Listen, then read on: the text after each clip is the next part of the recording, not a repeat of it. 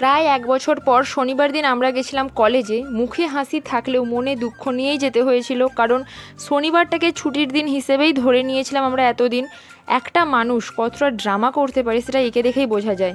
এর এই ড্রামা দেখতে দেখতে এই রোদের মধ্যে ফ্রাই হতে হতে আমরা চললাম প্র্যাকটিক্যালের জন্য ফুল তুলতে, কিন্তু সেখানেও এর নাটক শুরু করে দেওয়ায় আমরা একে ছেড়ে দিয়েই চলে গেলাম ডিপার্টমেন্টে। আর গিয়ে দেখলাম যে সবাই পড়াশোনা করতে ব্যস্ত, মানে প্র্যাকটিক্যাল লিখতে ব্যস্ত। আমাদের কাছে এটাই আসল পড়াশোনা। তারপর দেখলাম যে অনেকেই সিরিয়াস হয়ে প্র্যাকটিক্যাল করছে, কিন্তু তাতে আমাদের কি?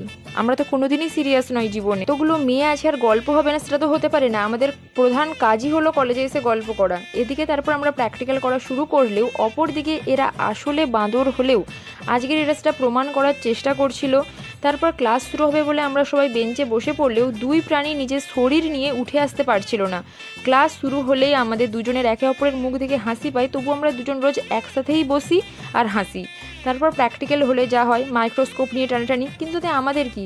আমাদের কিছুই না, আমরা আমাদের আলাদাই জগতে থাকি। সারাদিন পড়াশোনা বাদে বাকি সব ধরনের কাণ্ড কারখানা ঘটিয়ে আমরা চললাম ক্যান্টিনের দিকে।